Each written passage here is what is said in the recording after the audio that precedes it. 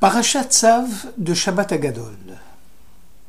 C'est la providence qui a soutenu nos pères et nous-mêmes, car ce n'est pas un seul ennemi qui s'est dressé contre nous pour nous exterminer.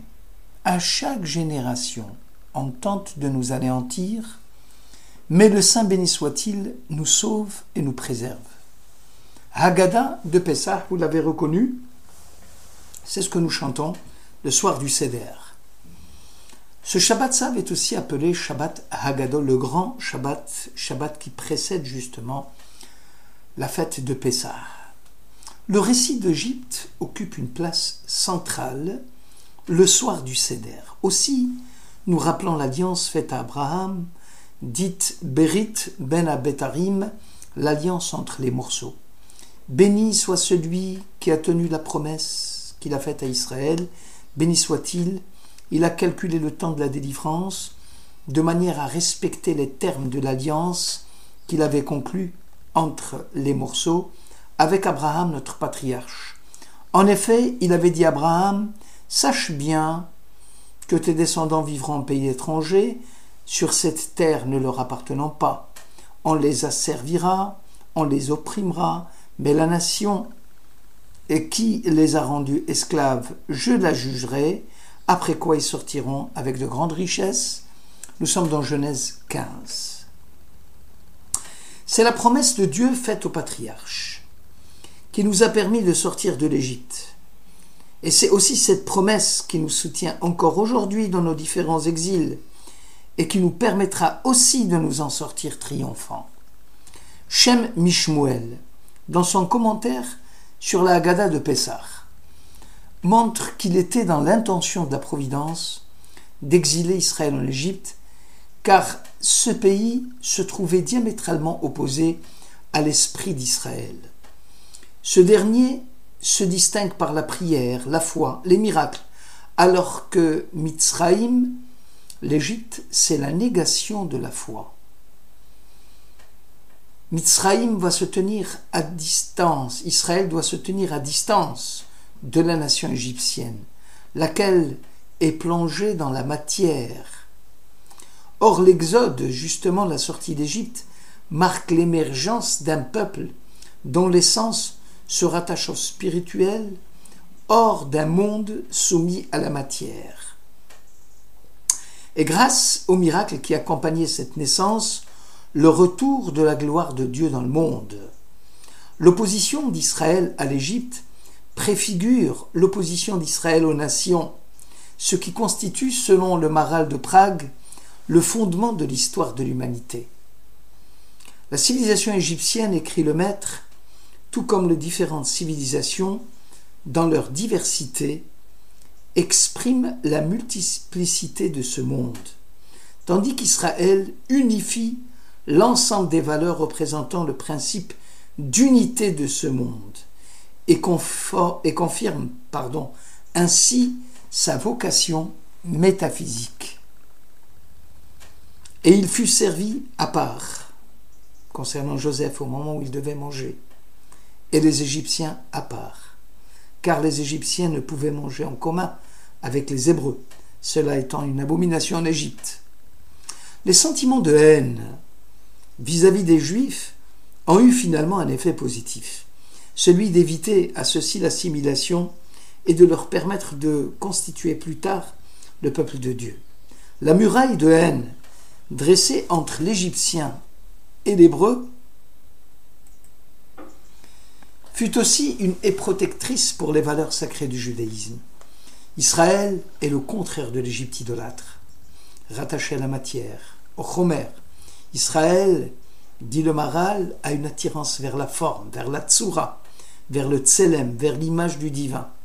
Le psalmiste dira même « Dieu changera le cœur jusqu'à prendre son peuple en haine et ourdir des machinations contre ses serviteurs. » Le psaume 105.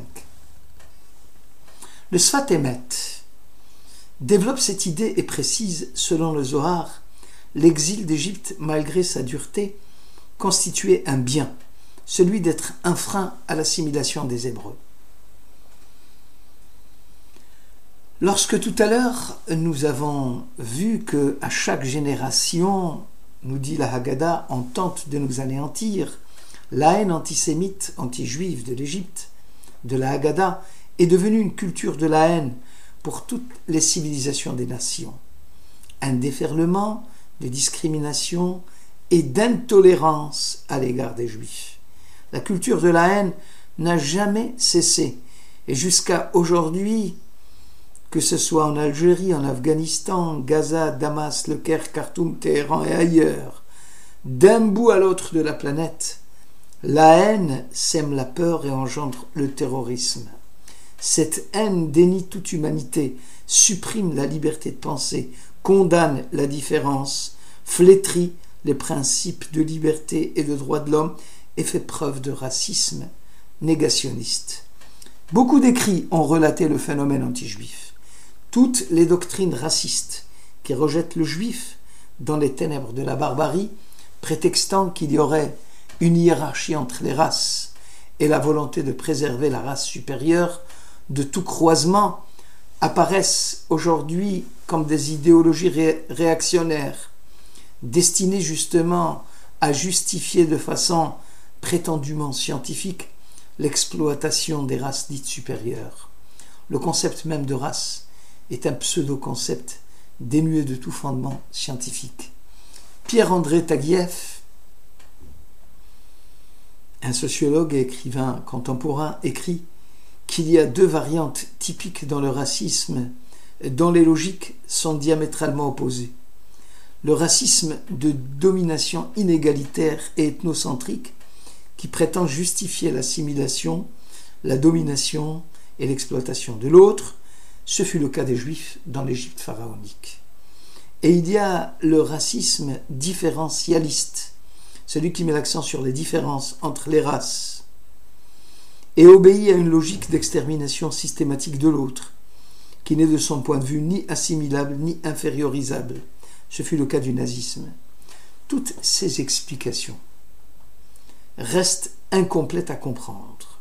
Le dénigrement obsessionnel et pathologique des Juifs et de l'État juif aujourd'hui, comme l'antisémitisme des siècles passés, l'antisémitisme est contigu à la psyché européenne. Il remplit une fonction essentielle de sa politique. En effet, le transfert de la judéophobie théologique au domaine politique de l'antisémitisme d'État procède de modification du judaïsme et de l'émergence d'un État souverain juif. L'explication de nos sages consiste à dire que l'isolement d'Israël sur la scène internationale n'est-il pas aussi, peut-être pour préserver intacte la spécificité d'Israël? C'est par un effet de grâce providentielle qu'Israël maintient le secret de sa pérennité. C'est justement la culture de la haine des nations qui va nous tenir éloignés de la culture des nations. Cette culture étrangère trempée de haine nous tire hors de notre élément naturel. La Torah montre que la vocation d'Israël doit être à la hauteur du ciel, où Israël peut également, malheureusement, s'abaisser au niveau de la poussière. C'est presque la constitution d'Israël qui serait à l'origine de ses propres souffrances.